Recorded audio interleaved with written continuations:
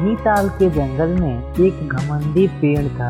घमंडी पेड़ के ऊपर बहुत सारे आम लगे हुए थे। टूनी चिड़िया उन आमों को तोड़ रही थी। गुस्से में पेड़ बोला कि ओ टूनी चिड़िया, तुम मेरे फल मत तोड़ो। टूनी चिड़िया तो डर ही गई, फिर सीधा घर आ गई।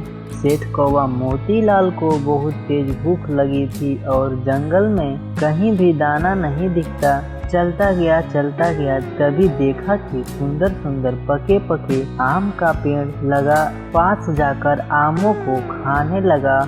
पेड़ गुस्सा हुआ और बोला, ओ सेठ, तुम मेरे फलों को मत खाओ वरना मैं तुझे खत्म कर दूंगा। बहुत ज्यादा भूख लगने के कारण सेठ मोतीलाल नहीं हटा और खाना जारी रखा था। तभी पेड़ जोर जोर से हिलने लगा।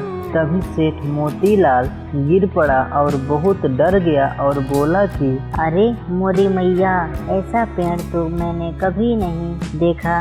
बड़ा ही अजीब पेड़ है, भागो यहाँ से, नहीं तो ये मुझे मार देगा। वो फटाफट अपने घर गया। वो बहुत डरा हुआ था। छोटू मोनू जंगल में दाना चुन रहा था तो देखा कि फलों से लदे हुए आम और अनार के पेड़ का बगीचा लगा था। मोनू वहाँ पर गया और मीठे मीठे ताजे ताजे फल खाने लगा। वहाँ कोई बोलने वाला नहीं था और मोनू कबूतर बहुत मजे ले रहा था। उसी समय एक टूनी चिड़िया एक नीम के पेड़ पर बैठी हुई थी। उसको बहुत जोर से भूख लगी थी। चलती हूँ गोलू कबूतर के बगीचे में, वहाँ फल काट कर अपना पेट भरूंगी। इधर गोलू कबूतर अपने बगीचे में छुपा हुआ था, क्योंकि अगले दिन टूनी उसके बगीचे में फल तोड़ चुकी थी। थोड़ी देर में टूनी उसके बगीचे पर आई, मीठे ताजे फल तोड़ने लगी। मैं कई दिनों से देखता था कि मेरे बगीचे में आकर आम तोड़ती हो।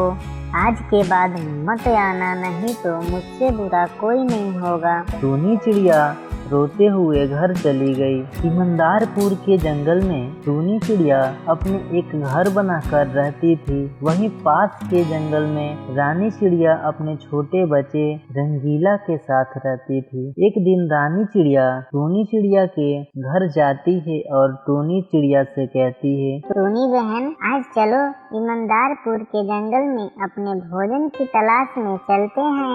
हाँ रानी बहन, तुम सही कह रही हो। मुझे भी ईमानदारपुर के जंगल घूमना है। कम से कम इसी बहाने घूम तो लूंगी। हाँ टूनी बहन, फिर देर किस बात की, चलो अभी तुरंत ही चलते हैं और घूम भी लेंगे और अपने भोजन का उपाय भी कर लेंगे। इससे हम लोग का पेट भी भर जाएगा और जंगल में भी घूम लेंगे। जंगल घूमने के बाद मजे मजे अपने घर की ओर चले जाएंगे। रानी बहन, तब तो बहुत मजा आएगा और हमारे बहुत सारे दिनों से ये सपना था कि मैं मजे मजे ईमानदारपुर के जंगल घूम लूं।